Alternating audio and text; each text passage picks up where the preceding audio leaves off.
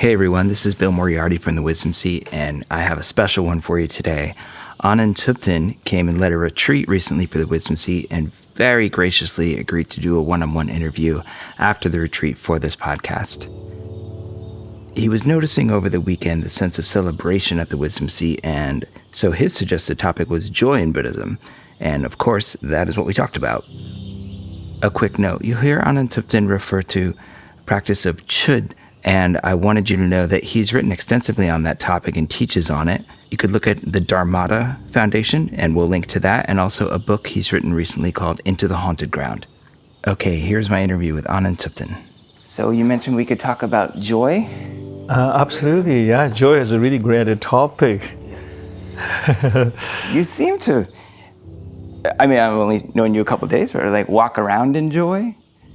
So is it, you said it often gets maybe forgotten or not as emphasized. Is that correct? Right, yeah. I think joy is an innate emotion to every human being.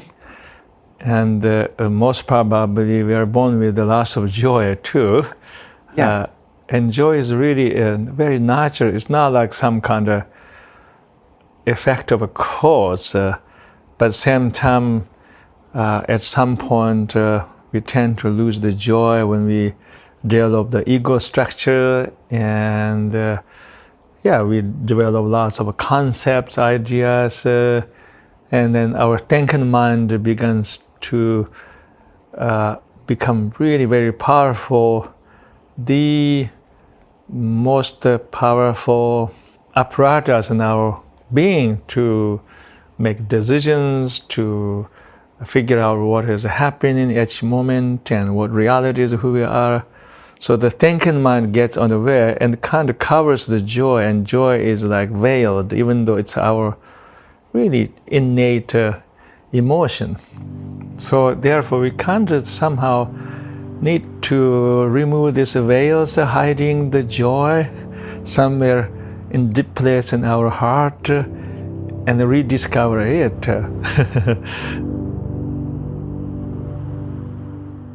Did you ever have a period where it was like this and you had to work on it to? Oh yeah, absolutely. There are many periods in my life where I really couldn't feel so much joy. Yes, sometimes there will be like joy, but kind of very transitory. If I wake up early morning and forgot my problems because I just woke up a few seconds ago, and then maybe I will be just sitting in my bed and looking outside of the window, and the sun is shining. It's really hard not to feel the spontaneous joy. Yes, I had, of course, those spontaneous joy, but then there were periods where I couldn't feel really like real joy that lasts for a long time, except some temporary joy caused by either sunrise in the morning or some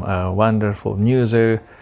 I had periods of being very contracted and maybe grouchy too. You know, when we are grouchy, we don't know we're grouchy, but perhaps other people notice that I'm kind of grouchy periodically. So they let you know? Well, sometimes people don't let you know, right? They're very polite. We're very try to polite. We don't tell, hey, you're grouchy. Right. I have one very good friend that I haven't seen in a while because he's hard to be around. But you read about the kind of, they used to bring people to monasteries that are difficult to be around. We were working together and he came up one day and he's like, so everyone thinks you're miserable. Yeah. I'm like, yeah. So it is helpful to have people that will let you know. Yeah, if somebody who is really close to you, they may have the courage to tell you that you're grouchy. But usually when somebody grouchy, if you tell them they're grouchy, make them even grouchier. It's like very risky to do, right? Yeah. And you want to tell that with the best intentions, so you can't let them know that it's not like their contract, but they're kind of creating icy energy, like icy energetic field, and it's not fun to sit in presence of somebody who is contracted. And it's much more fun to be in the presence of somebody who's be open-hearted or happy, or at least somebody is not lost in her or his thoughts. Yeah. And I think you mentioned joy can be a decision or it can be a choice. I think so, yeah. You know, on the other hand, yes, joy is intrinsic to us, but lots of things are intrinsic to us. Compassion is intrinsic to us, but sometimes just in this human incarnation, which we are all are embodying that, we're all in this human incarnation, and life, it can be really difficult sometimes. Life can be very painful. Everybody knows that. I heard one Buddhist teacher made a statement that he's not so much afraid of death as much as afraid of life, which is kind of shocking statement. But maybe he was talking on behalf of pretty much most people in this world. I don't know whether really he meant literally that he's afraid of life. But what he said is really pretty much the reality for many people. And we are very afraid of life. Life has lots of pain. So people try to sometimes live unconsciously as much possible, and try not to really feel the pain, try not to feel the pain that comes to life. We try to live unconsciously. We try to distract ourselves as much as possible. There are like dozen ways that we can numb our heart when life is just too painful, too intense. Painful event happens to lots of people, and therefore with all these things, sometimes people close their heart and then they build this kind of shield around their heart and lose touch with their inherent joy.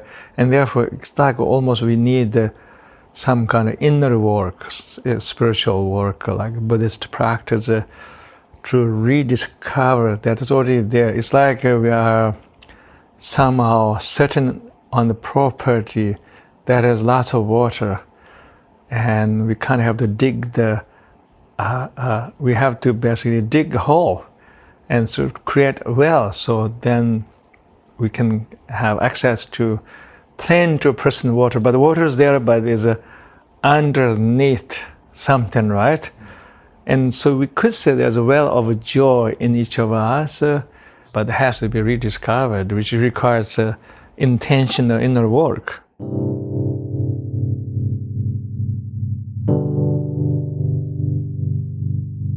I remember when I was first starting my Buddhist practice, I remember being very attracted to, well, a lot of these people seem really happy. Yeah. Like Dalai Lama even looks always happy, but so much, they've gone through so much struggle.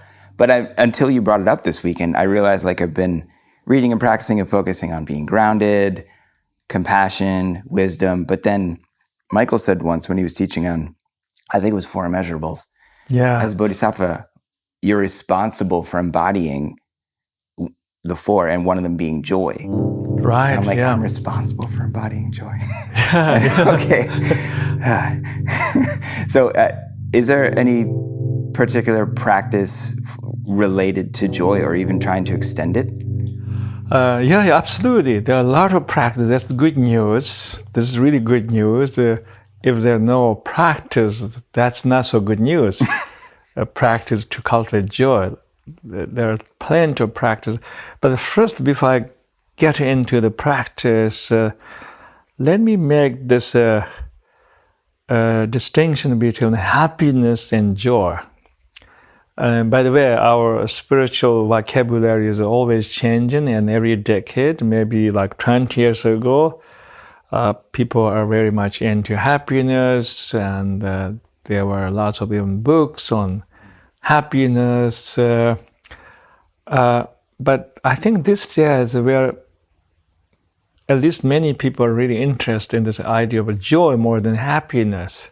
So happiness now seems to be kind of a little bit artificial. It's like almost happiness means sort of sometimes you're just you're not really in touch with sometimes the rawness of the life, or sometimes happiness could be, not always, could be built up in some kind of escapism or denialism, and or maybe you're kind of taking refuge in some superficial conditions, like maybe like a good job or money or lots of ice cream.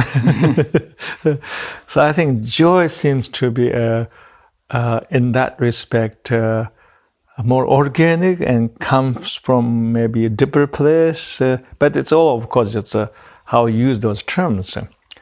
So I'm much more interested in cultivating joy than happiness, you see. And when I say happy, I'm happy, it feels like I'm trying to be happy, but at the same time, maybe I'm also unconsciously trying to deny to see maybe the suffering of the world or problems in my own life, you see. So I'm happy, so trying to bury my head into sand and not see what is going on, or maybe to wear some kind of spiritual, psychological, rose-colored glasses and to say everything is kind of beautiful, hunky-dory when it is not.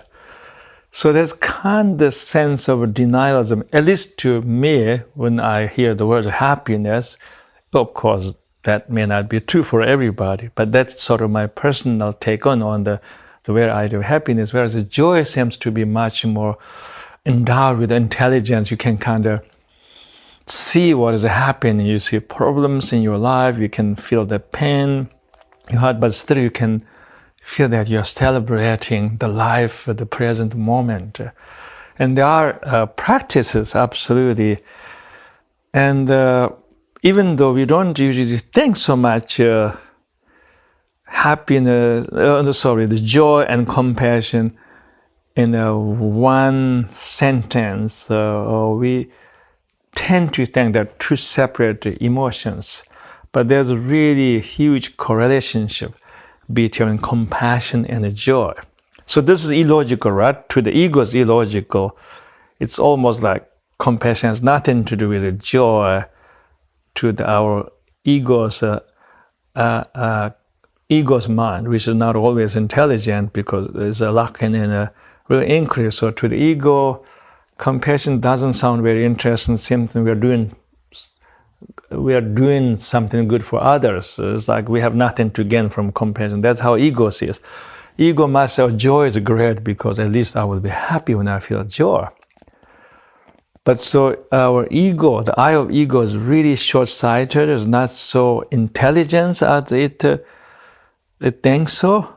So there's kind of another intelligence, the intelligence of heart. When you look from that point of view, I think compassion and joy really, really connect. They can be sometimes expression of same emotion. So if you cultivate a compassion towards ourselves and towards the world, I think there's tremendous joy somehow. You are able to feel this joy while you're also opening your heart to the pain, the rawness of a life. And that's one way we can cultivate joy. I mentioned this one because compassion is part of the four immeasurable. Then there's joy too in that, the immeasurable joy. You feel that you are experiencing joy by witnessing or by rejoicing in the goodness, the happiness, the well-being of all beings in your mind. But also, I think one of the ways that we can experience joy is to use more like the Chod method, the Chod analytical method. Chod is an ancient Tibetan Buddhist practice developed by Machi Labdon, a female Mahasiddha who lived in the 12th century in Tibet. And she developed this really powerful practice called Chod, and which is a fusion of the Tantric Buddhist techniques and the wisdom of the Pranjana Paramita Sutras, the Sutras of Transcendent Wisdom. In the Chod, you basically look into your own psyche, your unconsciousness, into your heart, and you literally map your own psyche, and you identify maybe certain psychological patterns, or maybe belief systems, or maybe unprocessed emotions, which are kind of blocking the channel of your joy. Maybe you'll say, oh, this is why I'm not happy. This is why I'm not joyous. This is why I'm maybe not so compassionate as I wish. So you actually honestly look into your own mind, and you'll find, oh yeah, I have anger. This is why I'm not so ecstatic as I want to be. This is why I'm grouchy, or maybe I'm jealous somehow. Oh, this is why I'm really a contractor. Or maybe I'm fearful. I'm afraid of a lot of things. Or maybe I have too much greed. Or maybe I have some unresolved emotional baggage. Or maybe I have a shame. I'm maybe just ashamed of who I am. I'm ashamed of who I am. I'm ashamed of my whatever body or my whatever identity. Or maybe I have a very critical attitude toward myself, self-doubt, etc. Right? And basically, you honestly look into your mind, and you go into even the dark recess of your psyche. You intentionally discover all this kind of mental psychological patterns that are blocking the channel, heart's channel of a pure joy. And once you recognize them, and you realize that many of them not true, and you realize that often just your ego is really holding on to them, and you realize that you could let go of them if you want. You can let go of them. It may take some time, and some of them you can let go. You can let go of them pretty much easily, and some of them, yes, even you want to let go of them, they don't go away. But once you have the willingness to let go of them, there will be process. The process can take some time, but I think you begin to feel some kind of liberation the moment you have the intention to let go of them.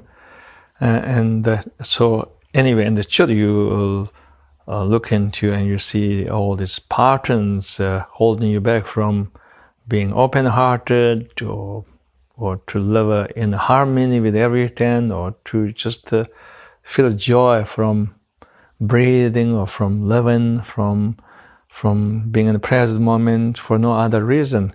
And you work with those patterns. I think that can be so effective practice. That's one way how we can really create a more like a reliable ground for joy. So joy won't be some kind of temporary thing we have, and then we can lose it for a long time. So I think then there will be more like inexhaustible source of joy in your consciousness that is now discovered because you removed all these hindrances. And then also, if we just learn how to be more and more in the present moment, to be in the body, it's quite easy to feel joy. I think problem is that we are very much in our head, right? Human beings, we are very much in the head. We're always walking around, but we're really lost in our head. That's what we kind of do often. We are lost in thoughts. Maybe that's in Buddhist meditation. They always say, let go of your thoughts of past and future, be in the present moment, and bring your attention to the breath or physical sensations.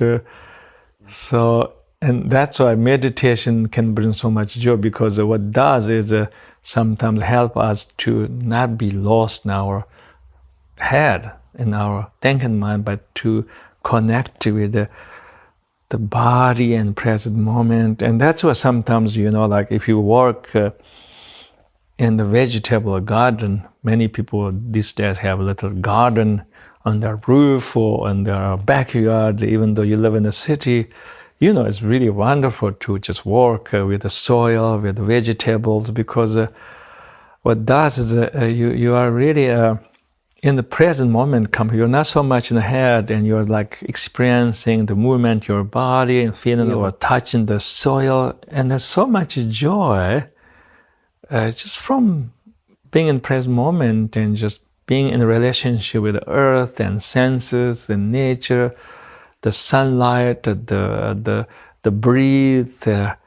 It's so wonderful. It's like you don't have to have some kind of big reason happening in your head why you have joy, because who knows? You don't have to have any kind of great, fantastic stories to feel joy. You are happy, you're joyous because you're no longer lost in your head. You're just in this wonderful celebratory union with life as it is in each moment. And that shows that the very foundation of life is full of joy. All you need is just to feel the senses, just your union with the senses, your union with the world, the physical world, the nature, the elements. So that really shows how spontaneous, accessible to feel joy. Usually, I think pure joy does not come from really lots of stories. Usually, many people feel joy when they have some stories they can tell to themselves, I'm the winner today, I'm doing really good, the God is smiling upon me today, etc. I won this and that, I won lots of money, or somebody gave me Mercedes yesterday for my birthday gift, or I'm achieved, I have job promotion, now I'm like CEO, I'm the big cheese on the campus, I just promoted this morning, so I'm so happy. Most time, at least lots of people feel joy from some kind of reason or fantastic story of a personal glory. But these kind of joys are not really pure joy, they're kind of artificial. They're like artificial. These days you have this kind of fake meat, like the Impossible Burger. Yep. It's like that. It's like an Impossible Burger version of a joy. Happiness is not really real. I think real joy comes from not story, but comes from being in union, intimate union with what is happening in the present moment, the senses, the colors, the sound and sight, the warmth, the elements, the light, or the warmth of the sun, or the sound of music, or the sound of a cricket singing a song, or just sense of breathing. That's where joy comes from. So all we need is to be in touch with the body, with the natural world around us, to be in touch with the senses, and learn not to be so lost in our head. That was a half an hour. Thank you for doing this. Oh, it went really fast. I think this will be helpful for our community. I hope they enjoy it. So thank you very much for your time. Gratitude. Yeah, that was really fun.